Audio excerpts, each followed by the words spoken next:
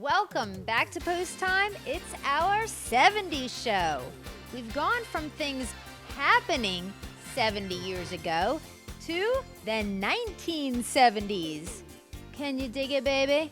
Now we're going to reminisce and see a list of equines who were voted Harness Horse of the Year for the entire United States during that decade. In 1970, Fresh Yankee, the fantastic trotting mare, took home the top honor in the sulky sport. In 1971 and in 1972, Albatross, the champion pacer, was voted Harness Horse of the Year for both years. 1973 saw the stellar side-wheeler Sir Delaware pick up the prestigious award for top equine. In 1974, an amazing trotting lass named Delmonica Hanover was the USA Harness Horse for her season. It was 1975 when the high-stepping standout Savoy received his trophy for top standardbred. 1976 was the year for Keystone Orr, a powerful pacer who was voted #1 in harness racing. In 1977, Greenspeed trotted his way to excellence as he was voted Harness Horse of the Year. 1978 was the season for Abercrombie, a world champion pacer who proved to be the best of the best. And finally, in 1979, it was the incomparable Niatroz taking home the big prize. By the way, in 1980, Niatroz was also named Harness Horse of the Year, but that's getting into a whole nother decade and a whole nother theme show. One foxy Delaware sister we have to mention was born this week back in 1972, and that's the world champion Silk Stockings.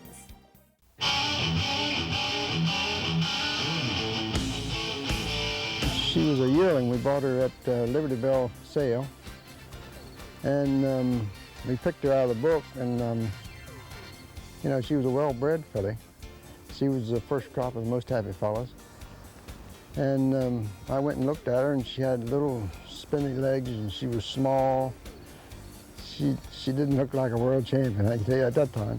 But the $20,000 purchase named Silk Stockings was brawn and beauty. She transformed into a tomboy who was gorgeous.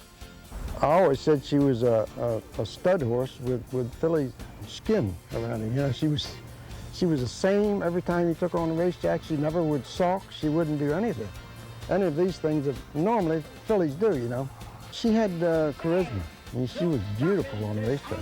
She was free-flowing, and she just like she was gliding on the racetrack when she was going, and the way she looked with the blaze in her face, and she just had a terrific amount of charisma. Everybody just watched her go. They just watched her in awe. They couldn't believe what they were looking at. Silky, as she was affectionately called, won her divisional title as a 2- and 3-year-old, and then in 1975 she was the first female ever to be voted top pacer of the year. During her career, she broke numerous world records, and a few of her notable wins were the Addio Volo, the Monticello OTB Classic, and the Jugette. When she wasn't contributing to the record book, she was helping out her owners, Ken and Claire Mazik, at their school for autistic children.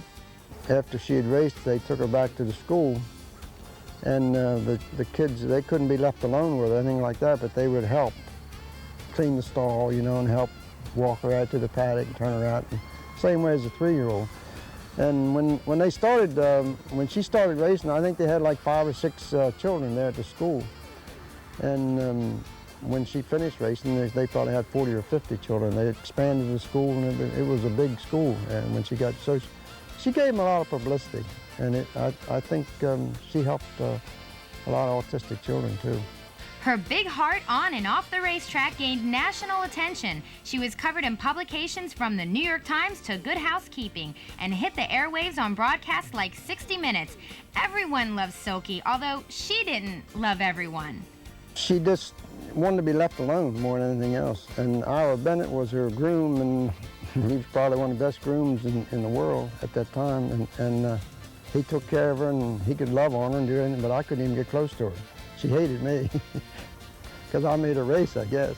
But I tried to walk her one day and help him one day, and she was striking at me and doing everything. So I said, here, all right, you take her. So she hated me, but I loved her. And with good reason, Silky put Preston on the fast track to success in harness racing. Preston Burris Jr., a man who 5 years ago had not even driven a harness horse. He was a farmhand on his father-in-law's farm in Delaware, surprised his family by saying that he was going to become a harness driver. His wife and daughter said they didn't even know that he liked horses. After a win at Northfield Park in Ohio, Silky planned a trip to dazzle the West Coast in a race at Hollywood Park in California, but the unthinkable happened. They put her on a plane, and she was supposed to be in the air like 5 hours, and she would be in, well, 17 hours later, she still was on the plane. And she got hurt on the plane. They put her on a platform that didn't have the sides fastened, and she got her leg down between the side and the platform. When she pulled it back, she ripped the whole coronary band loose in her foot, and she just never raced again after that. She was done. Silk Stockings began her career as a broodmare at 7 and produced 10 children. Here she comes, ladies and gentlemen, the world champion pacing lass, Silk Stockings! Silk Stockings was dynamite! Let's check out this blast from the past from the 1970s as we watch her boogie to the finish line first. And we're gonna take a trip back in time to the Monticello OTB Classic for 3-year-olds. Number 5 Silk Stockings and number 7 Tarport Hap are the only fillies in this 1975 race, with a purse of $250,000. At that time, the richest event in the sport. Let it go in the middle of the track. J.R. Collins, Silk Stockings try for the lead on the outside. Tarport Hap and Tango Bird along the rail, Echo Brook Phil. 5 of them across the track going into that first turn. Tarport Hap is off stride. J.R. Call between horses has the lead a half length. Tango Bird 3 wide second. Silk Stockings between horses third. Echo Brook Phil along the rail fourth. That's Momentum fifth. Golden Fuller on the outside sixth. Shirley's Bow seventh. Say No More 8th, Spirit Happy 9th, Tarport Hap back facing 10th. They blister by the quarter, 28 1/5.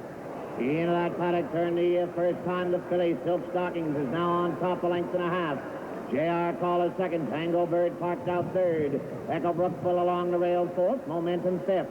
That's Shirley's Bow 6th, Golden Fuller 7th. Say No More 8th, Tarport Hap 9th, and Spirit Happy trails the field. They come to the half-mile pole with Silk Stockings in command by a length. J.R. Call second. Echo Brookville under a snug hold third there by the half of 57 4/5. Into that clubhouse turn the second time. Silk Stockings on top a length and a half. J.R. Call second. Echo Brookville third. Momentum up on the outside fourth. Tango Bird fifth. Shirley's Bow moving on the rim sixth. Golden Fuller seventh. Say No More 8th. Tarport Hap 9th. Spirit Happy 10th. They leave the 5/8, go to the 3/4. Silk Stockings is on top a length and a half. J.R. Call with a 2-hole journey. Echo Brookville third. There by the 3/4, 128 flat.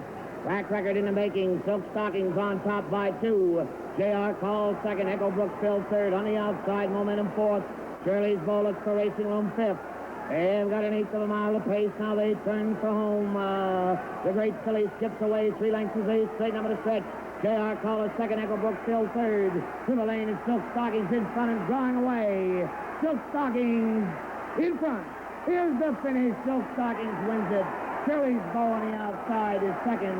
Echo Brookville third. A new track record here at Monticello Raceway, 157 3/5.